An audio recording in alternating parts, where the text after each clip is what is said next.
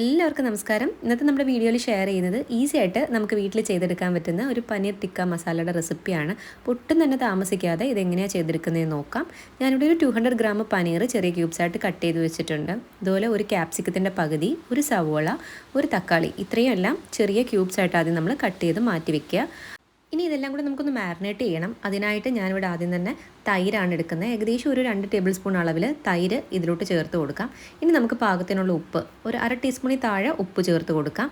ഇതിൻ്റെ മെയിനായിട്ടുള്ളൊരു ഇൻഗ്രീഡിയൻ്റ് എന്ന് പറയുന്നത് ചെറിയ ജീരകം, ക്യുമിൻ സീഡ്സിൻ്റെ പൗഡറാണ്. ഒരു 1/2 ടീസ്പൂൺ അളവിൽ ചെറിയ ജീരകത്തിൻ്റെ പൊടി ചേർത്ത് കൊടുക്കുന്നുണ്ട്. 1 ടീസ്പൂണോളം ഗരം മസാല പൗഡർ ചേർക്കാം. ഏകദേശം 1.5 ടീസ്പൂൺ അളവിൽ മുളക് പൊടി ചേർത്ത് കൊടുക്കാം.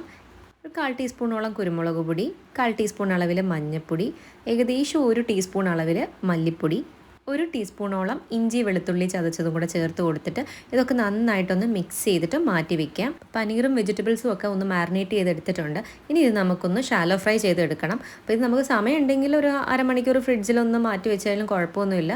ഞാനിതൊന്ന് ഫ്രൈ ചെയ്തെടുക്കാൻ പോവുകയാണ്. ഒരു പാൻ വെച്ച് കൊടുത്തിട്ട് ഇതിലേക്ക് സൺഫ്ലവർ ഓയിലാണ് ഒഴിച്ചു കൊടുക്കുന്നത്. 2 ടേബിൾ സ്പൂൺ അളവിൽ സൺഫ്ലവർ ഓയിൽ ഒഴിച്ചു കൊടുക്കാം. ഒരുപാട് മുങ്ങിക്കിടന്നിട്ട് ഡീപ്പ് ഫ്രൈ ചെയ്യേണ്ട കാര്യമില്ല, ജസ്റ്റ് ഒന്ന് ഷാലോ ഫ്രൈ ചെയ്താൽ മതി. അപ്പോൾ ഞാൻ ഈ മാരിനേറ്റ് ചെയ്ത് വെച്ചിരിക്കുന്ന അത്രയും പനീറും വെജിറ്റബിൾസും ഒരുമിച്ച് തന്നെ പാനിലോട്ട് ഇട്ട് കൊടുക്കുകയാണ്. മാക്സിമം ഒരു 3 മുതൽ 4 മിനിറ്റ് വരെ 2 സൈഡും തിരിച്ചും മറിച്ചും ഇട്ടിട്ട് ഇതൊന്ന് ഫ്രൈ ചെയ്തെടുക്കാം. ഒരുപാട് അങ്ങ് ഡീപ്പായിട്ട് ഫ്രൈ ആവണ്ട. ആ മസാലയൊക്കെ നന്നായിട്ട് ആ പനീറിലൊക്കെ ഒന്ന് കോട്ടായാൽ മാത്രം മതി. അപ്പം ഞാനതൊന്ന് ഫ്രൈ ചെയ്തെടുക്കുകയാണ്. അങ്ങനെ നമ്മൾ തിരിച്ചും മറിച്ചും ഒക്കെ ഇട്ടിട്ട് പനീറും വെജിറ്റബിൾസും ഒക്കെ ഒന്ന് ഫ്രൈ ചെയ്തെടുത്തിട്ടുണ്ട്. ഇനി ഈ ഫ്രൈ ചെയ്തതെല്ലാം കൂടി നമുക്ക് ഈ ഓയിലിൽ നിന്ന് അങ്ങ് മാറ്റി വേറൊരു പാത്രത്തിലോട്ട് വെക്കാം.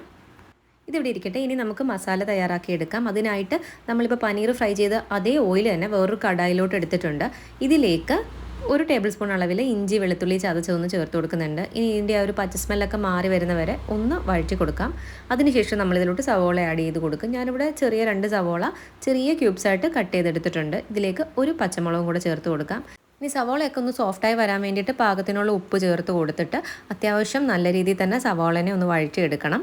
സവോളയൊക്കെ അത്യാവശ്യം ഒന്ന് വഴന്ന് വന്നിട്ടുണ്ട്. ഈ ഒരു സമയത്ത് നമുക്ക് ഫ്ലെയിം ഒന്ന് കുറച്ച് വെച്ചിട്ട് മസാലയ്ക്ക് ആവശ്യമായിട്ടുള്ള പൊടികൾ ചേർത്ത് കൊടുക്കാം. 1/4 ടീസ്പൂൺ അളവിൽ മഞ്ഞൾപ്പൊടി ചേർത്ത് കൊടുക്കുന്നുണ്ട്.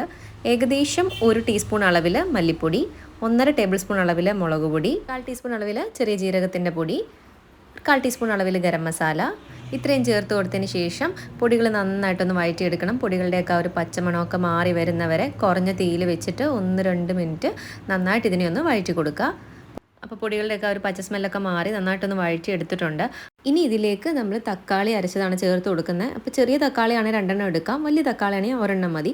ഞാനിവിടെ 1 എടുത്തിട്ടുള്ളൂ. അപ്പോൾ തക്കാളി ഒന്ന് മിക്സിയിലിട്ടൊന്ന് അരച്ചെടുത്താണ് അതുകൂടെ ചേർത്ത് കൊടുത്തിട്ട് നന്നായിട്ടൊന്ന് വഴറ്റിയെടുക്കണം. ഈ ഒരു മസാലയുടെ കൂടെ കിടന്നിട്ട് തക്കാളിയൊക്കെ വഴന്ന് അത്യാവശ്യം എണ്ണയൊക്കെ തെളിഞ്ഞ് വരുന്നവരെ ഇതൊന്ന് വഴറ്റിയെടുക്കാം.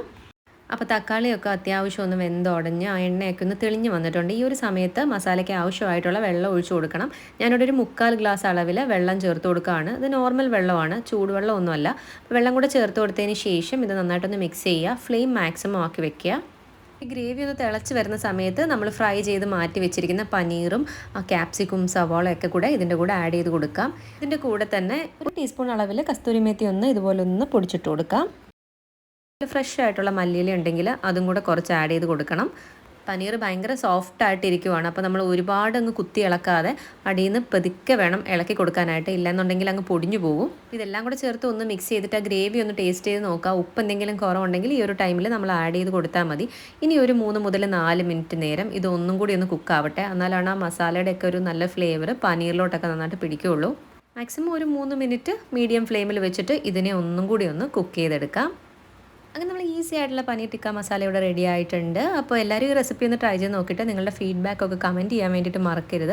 അപ്പോൾ അതിന് മുന്നായിട്ട് നമ്മുടെ ചാനൽ ഇതുവരെ സബ്സ്ക്രൈബ് ചെയ്തിട്ടില്ലെങ്കിൽ പ്ലീസ് ഒന്ന് സബ്സ്ക്രൈബ് ചെയ്തേക്കുക. തൊട്ടടുത്ത് കാണുന്ന ബെല്ലൈക്കൺ കൂടി ഇനേബിൾ ചെയ്താൽ മാത്രമേ ഞാൻ പുതിയ വീഡിയോസൊക്കെ ഇടുമ്പോൾ നിങ്ങൾക്ക് അപ്ഡേറ്റ്സ് കിട്ടത്തുള്ളൂ. പുതിയ വീഡിയോ ആയിട്ട് ഉടനെ തന്നെ കാണാം. താങ്ക്